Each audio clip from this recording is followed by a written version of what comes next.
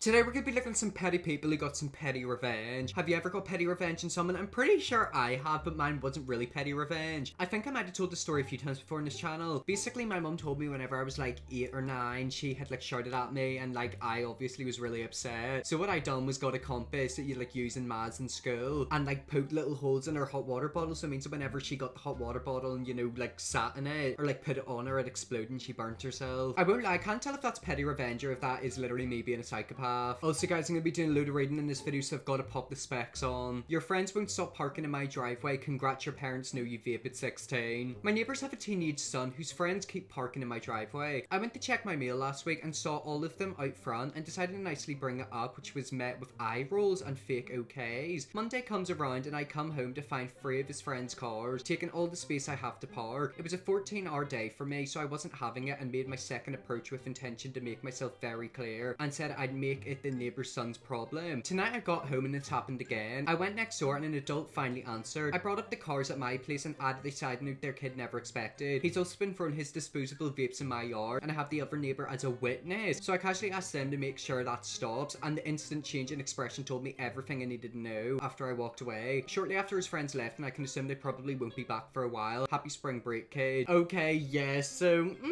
it's not petty revenge, yeah. It's not that bad. I mean, at the end of the day, look, I can understand kids are kids, but like if you're told not to park in someone's driveway, don't park in someone's driveway. If they're like out in the middle of the street and like in front of the house, that's different. But if they're literally parking in your driveway, that's weird. Great job. You probably put things in perspective for his parents. He needs to learn how to respect others. Maybe he does usually, but to be disrespectful and have his friends as disrespectful would probably lead to arrest. Plus he's literal and thought you wouldn't find out or turn him in. Hopefully he learns a valuable lesson about respect. I mean, look, I can understand kids vape. It's not a good thing. Me personally, I would not recommend getting into it. I've got quite a few friends who vape and they tell me whenever you start and you get like a real nicotine addiction, it's so hard to stop. A lot of kids vape nowadays. It's really not good. Like a lot of them are basically forced into it by like society. It's kind of like all their friends drink, smoke, etc. So it's like, of course, they have to do it to feel cool, which I do not recommend. But yeah, vaping really isn't good. So hopefully, he'll learn to respect his neighbor and get his friends to respect his neighbor. And then hopefully he'll also not vape. As a former delinquent child, you're absolutely correct. For me, it took a brush with the law to realize that a warm, nice home with dinner ready was a better alternative than the run around with other kids breaking the law for fun. I managed to get to a somewhat normal place while a lot of people I hung around ended up with kids way too early. More serious encounters with the law or dead. Exactly, and that's why you need to be very careful of who like you're actually friends with. Your friendship groups can really, turn you into a person you don't want to be. From the ages of 14 to 16, I lost quite a few friends because like my friends decided to hang out with not so good people. And obviously, I'd warn them and be like, yeah, don't hang out with them, they're not good people, but they wouldn't listen to me. And in the end, it broke our relationship, and now looking back at them, I'm so happy I cut them off. So yeah, if you're like a teenager and like you've got not so good friends, me personally, I would definitely recommend looking for better friends. If your friends are encouraging to smoke, drink, etc., yes, it's kind of normal for kids to do that, but don't get involved in it. And also, don't get involved with like committing crimes, like robbing, doing stupid stuff like that, because it's just not worth it. Girl who played me ends up getting played by the dude she cheated on me with. I mean, that doesn't surprise me. A lot of times, if somebody cheats on you with somebody and then they get into a relationship, one of them's eventually going to cheat. Once a cheater, always a cheater. It's a good old saying. Myself, male 26, and my ex 24 female, let's call her M, had been dating for about 6 months. The first 5 months were great. We started off slow, seeing each other once or twice a week for the first month. I realized I really liked this girl after our 4th date. She came back to my place that night and magic happened. After that, we started talking every day and I basically had zero desire to talk to any other woman. I deleted my dating app, cut contact with this other girl I'd seen a couple of times right before I met M, and felt good that me and M had a good thing going. I include these details because it's important to an incident that happens down the road. For the next 5 months, we went out every weekend, spending almost every whole weekend together. So one night after a night out having food and seeing a comedy show, she's just in an awful mood. There were about 6 comedians performing one after the other. This first dude came up and had that whole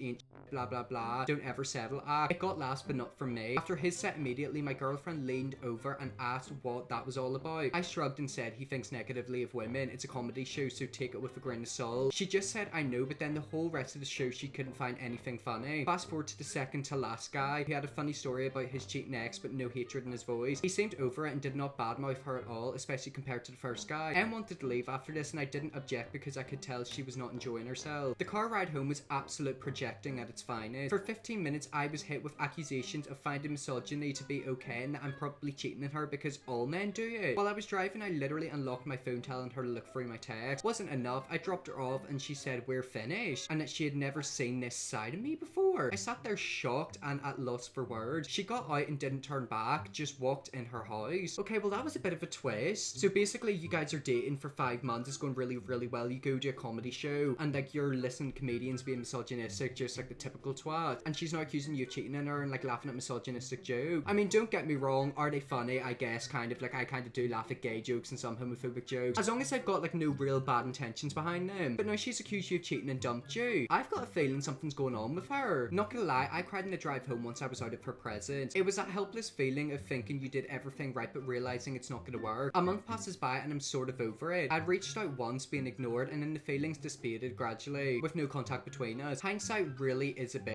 Why didn't I see through the BS sooner? Okay, so I'm gonna assume we're gonna find out what that BS is. Yet again, it's the fact that she literally cut you off and dumped you over nothing. Like, it's weird. Fast forward to a Friday night where I'm just hanging with a couple of buddies. I get a call from an unknown number. I ignore it. 5 minutes later, a text, hey man, I think you and I should talk. You know, I saw her text between you two and think you're gonna enjoy this. I could feel the grin coming across my face as I realized what was happening. I knew before he told me. I called him and he basically told me that she was playing both of us, except this dude had a far worse end of the stick. Come to find out, they've been married for 2 years and he was home in Brazil taking care of his dying mother for the last 6 months. He reassured me that he was not mad at me and that he knew I was a good guy. I just felt bad for this guy at this point. Oh my god, so do you reckon that comedy she triggered her because she was cheating on her husband of 2 years while he was in Brazil taking care of his dying mother? Here's the best part. He then explained to me that this past weekend they drove in his registered car about 6 hours out of town for a concert and weekend getaway. At the concert her phone died and he went to use the bathroom. He slipped away, drove back home in his car and packed all her crap out of the house. He then drove another 90 minutes to her parents' house, explaining the whole situation and dropped off all her stuff there. He blocked her number after she demanded he pay for her flight home. Let's just say her parents aren't too proud of their daughter's decisions and have reached out to her husband numerous times begging for his forgiveness. What guy would reach out to me and share delicious shenanigans, still friends? Do you want to know something? You should actually be quite happy that she broke your heart, because by the looks of it she was an absolute nightmare. Yet again, it's just the fact that like she literally was cheating on her husband of 2 years while he was taking care of his dying mother and then broke up with you just like to your face like that. I'm telling you, some of these girls are crazy. Like, this is why I'm so scared of getting into a relationship. People sometimes confess their bad deeds and their accusations. I was accused of cheating for years, never once even considered it. Now I'm separated and he's with someone he met online while married. Sometimes people are just not what they say, but they forget you react what you sow, and then they always act surprised when it comes back around and bites them in the ass. Exactly, that's exactly what I was saying. Maybe that comedy show and the person talking about the cheating girlfriend like triggered her, which then made her paranoid, so she accused him of cheating when she was cheating the whole time. Yeah, again, I don't understand why you cheat. You know, if you don't want to be in a relationship with someone, break up the relationship, end the relationship. You know, don't be a scumbag, go behind their back and then, you know, like cheating them. Karen's rant on Town's Facebook backfires. I originally posted this in FU Karen, but one of the commentators mentioned it should be on here instead, so I decided to repost. I work at a rather famous home supply and maintenance store. I won't say the name just in case, but to set the scene, a month ago or so, Karen and her husband came in to buy an appliance. They happened to come in a very busy day and we only had 2 people in appliances, one of whom was going in her lunch. Well, apparently Karen wasn't happy that a couple of men who'd already been waiting were served ahead of her and pitched a tantrum. I mean, to be honest, that doesn't surprise me. Usually these Karens will do anything to have a tantrum. It's literally like they get off in it. It's like complaining and causing a scene makes them horny. Even going so far as to go up to the girl leaving for her lunch, who was no longer in uniform and was talking to another employee and berating her for ignoring her. The girl told her multiple times she wasn't on the clock and Karen informed her it didn't matter. She would help her right then. Honestly, if I were that girl, I'd just turn around and say no. The girl told her she could wait or take her business somewhere else and went about her business. This apparently pissed off Karen and her husband. As he proceeded to call customer service, I happened to be covering their desk and began yelling at me that he was a GD man. What is a GD man? Let me look that up. Okay, I looked it up and apparently it just means goddamn. It's like, you know, like just a shortened version. Anyways, let's get back into it. And began yelling at me that he was a goddamn man and that if we were gonna serve other men before his wife, we would effing serve him first. I laughed at him, said that's not how things work, and hung up the phone. We don't take abuse at my store. I definitely refuse to. And managers generally support us in that, thank God. Because some managers out there, like if people are rude to like the workers, they'll literally take the customer side. Now, I'm so sorry if I'm working in a store and someone's rude to me, I'm just gonna walk away or put the phone down. Imagine someone literally is fully on screaming at you and then you're like, oh, you done, put down the phone. Now that would send them over the edge. The funny part is that our town has a local Facebook page where you can post reviews and events, and Karen decided to make a massive post about what happened, only she actually didn't. She twisted it so it seemed she'd been purposely ignored. She hadn't, she just did not want to wait in line. Denied service, she wasn't. She confronted and cursed out a teenage employee who was off the clock, and she and her husband had been verbally abused by every employee in the store. They had spoken to the girl and to me, and neither of us abused them. We were both abused. That doesn't surprise me, because usually people who act like that will put in a bad review and be like, oh my god, I was treated so badly, when the whole time they were the ones treating people badly. Of course, at first she got sympathy from a lot of women of the same mentality. A lot of no one wants to work anymore comments. Okay, can we just talk about that? Because I've been saying that a lot recently. I've been seeing a lot of boomers saying that teenagers don't want to work nowadays. That's not true. Teenagers do want to work. They just don't want to get paid absolutely nothing. Me personally, I won't apply to a job if it doesn't tell you to pay. In Northern Ireland, we've got a certain amount which you have to pay people. From the age of 16 to 21, it's different. Like a 16-year-old can get paid like £5 an hour, but somebody who's 21 can get paid like 9 or something like that. Like they can literally be doing the same job, but because of their age, they get paid differently. And that's probably why people don't want to work here my age. Like, I'm so sorry. If I'm going to work somewhere, I want to get paid well. You know, I want a fair pay. I'm not going to be literally doing loads of work for like £5. Okay, so back to where we were. Basically, they were getting a lot of no one wants to work anymore comments, but one of our cashiers happened to be told about it and showed me ...